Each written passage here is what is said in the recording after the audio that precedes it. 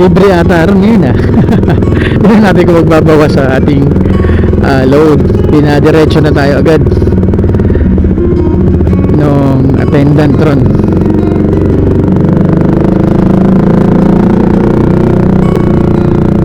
Ayun, so meron akong kailangang daanan ngayon, yung pinagawa nating sapatos, yung riding shoes natin, kasi talagang butas na yung swelas.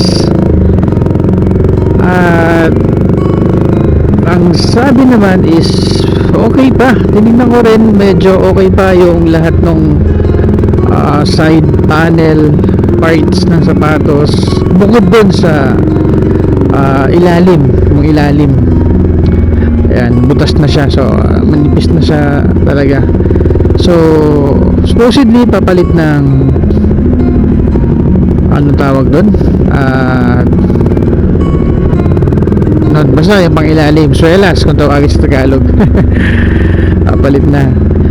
And instead of order ng swelas na pang replacement, merong inilagay, pinabricate yung gumawa ng sapatos natin, si Zapaterong Gala. Kung familiar kayo, familiar sa akin yung pangalan niya, pero not sure kung sino siya, hindi ko siya kilala. Pero dun ko lang siya nakita, dun sa kanyang pwesto sa pinagawa natin. Okay, so tingnan natin kung ano yung nangyari sa sapatos natin. Okay na, pinapadaan na sa akin supposedly nung kahapon, kaya lang din ako nakadaan dahil sa ibang ginawa natin. Okay, so tingnan natin.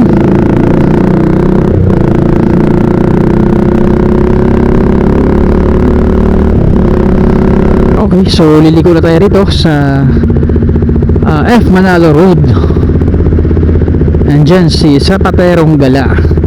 Ang sabi niya, ang ilalagay niya raw is, I'm not sure kung gulong ng aeroplano, parts ng gulong ng aeroplano. Parang yung pagkakadinig ko Tingnan natin, kasi tinignan ko makapal and matigas na rubber yung hawak-hawak niyang ilalagay niya kamo. Tingnan natin. Excited nga ako na makita ngayon kung ano yung kalalabasan ng sapatos natin.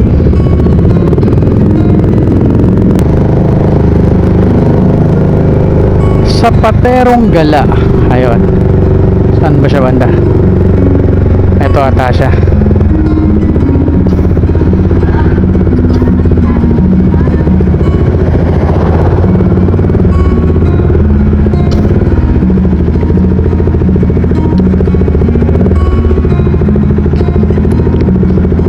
Ito siya sa loob, nasa loob siya.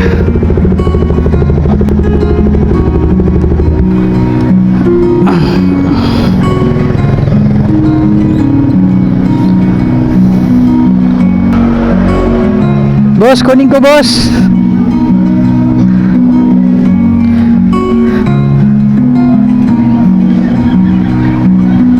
Zapaterong Gala.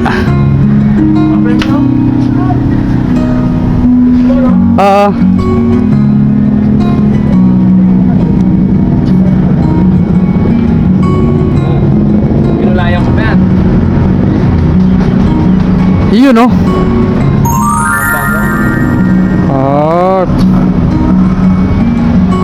Ito sa ilalim nilagay mo.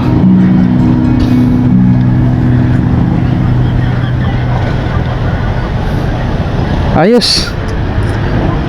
Ayos sa ayos na. Tingnan mo pa na ito para hindi malikatukan. Oo. 3 taon na to eh. Ito favorite shoes ko eh. Oo. Matagal talaga. Sige. Anong part to? Part ng anong rubber to? Interior Ng gulong ng airplane. Airplane? Kaya pala. Naka-video ka dito oh. Oh. I-ano mo? Yung spam. Gcash ko. Ito pala ang mga video ng ano. Ano? Yan pala nakalagay mga videos na. Action cam, oh. San? Upload mo yan? Oo, meron akong channel. Nagbo-vlog ako. Kaya lang medyo ano ako. Medyo, syempre busy rin. Bigyan kita ng aking card. Ay, bakit band-aid? At Photos lahat. Corace TV yung channel ko. Guys, sa Paterong Gala, ayun. Shoutout mo na natin yung Ayan, shoutout natin sa Paterong Gala. Gumawa ng ating riding shoes. Okay, thank you. okay ba? Okay, salamat. Ayos yan, gagamitin natin ito bukas.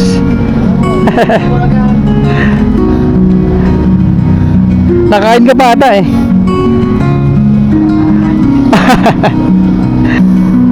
Sige, thank you.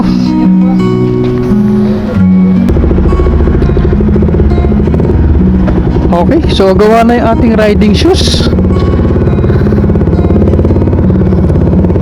Interior nga raw ng ano, interior nga raw ng gulong ng eroplano. Ano palang ganun? Interior. Kala ko nga exterior eh. Okay, so malapit na lang tayo. Kaya dito ko na ipinatong sa gas tank. Wala na kasing space sa box ko. Puno na. Hindi naman malalaglag to. At dahan-dahan lang naman na tayo. We're about, I think, 500. Ayun, nalaglag na nga siya. Dumulas na nga siya. Madulas pala siya. Okay. No choice ako. Nilagay ko na lang sa bag. Sa box din yung bag ko ang inilabas ko. Malalaglag pala. Madulas. Baka mamaya bigla siyang umislide tapos malaglag o ma-aksidente pa tayo. Kakaisip nun. Okay, once again, shout out kay sa Paterong Gala, yung gumawa ng ating sapatos. Balikan natin, interior nga raw ng gulong ng eroplano yung kanyang ginamit.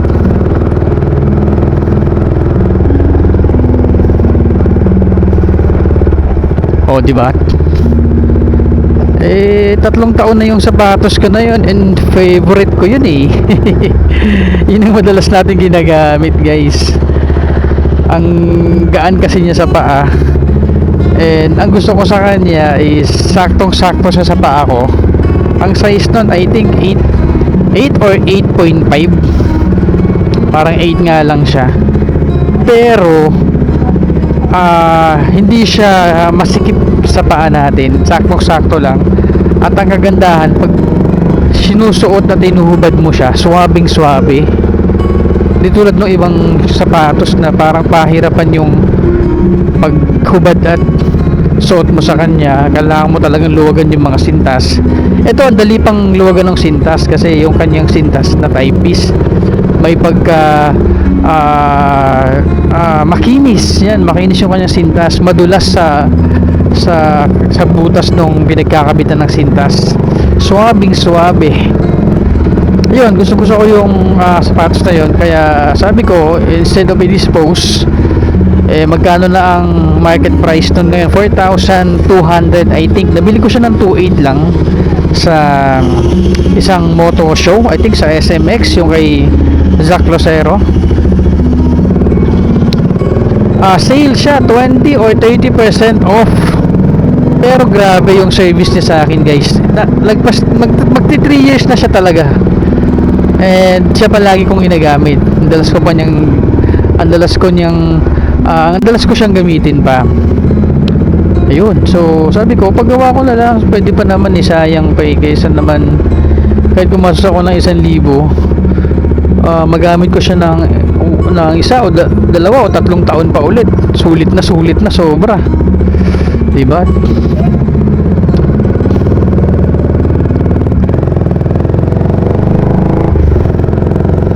makin mo, nagamit ko ng 3 years.